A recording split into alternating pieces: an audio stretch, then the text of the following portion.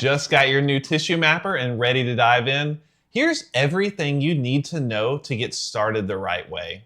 First, we're going to cover how to register the tissue mapper pointer in the software, when to use a tissue mapper, how to use the tissue mapper, utilizing that data in exocad, and then sterilizing the pointer. Registering this new probe in the software is quick and easy.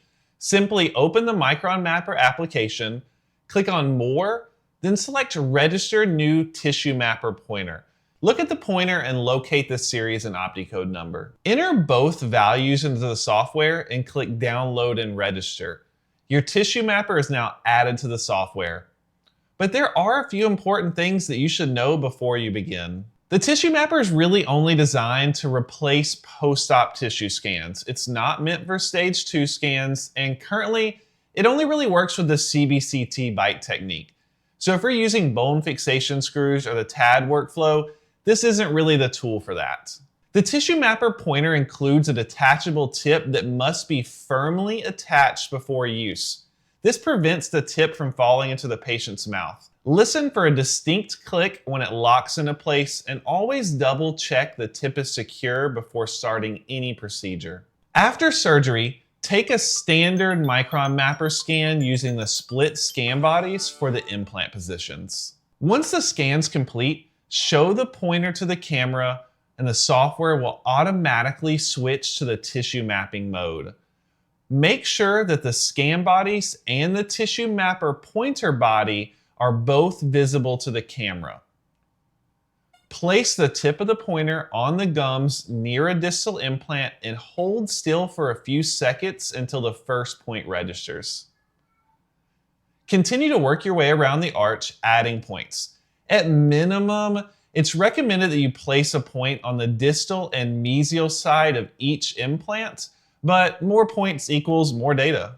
If you need to remove a point, simply use the computer's mouse to hover over a point and click on it.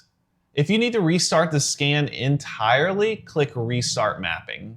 The amount of pressure applied to the gums during tissue mapping should reflect the desired positioning of the intaglio surface on the prosthetic.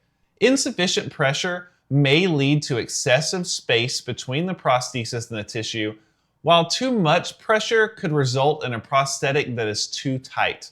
Just use your best clinical judgment here.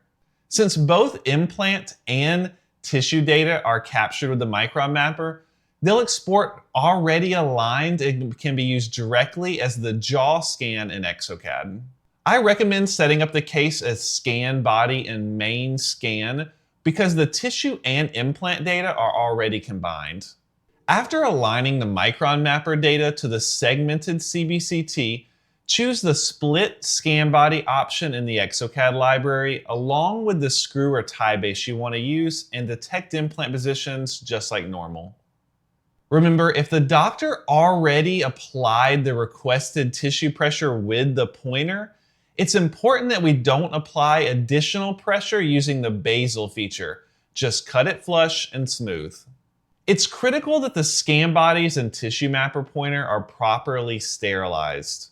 To find the full instructions with autoclave times and temperatures, simply open the MicronMapper software, click Docs, open Documentation folder, and read the MicronMapper instructions for use. Do you still have any questions about the tissue mapper? Reach out to our support team or contact your local sales rep. We're here to help.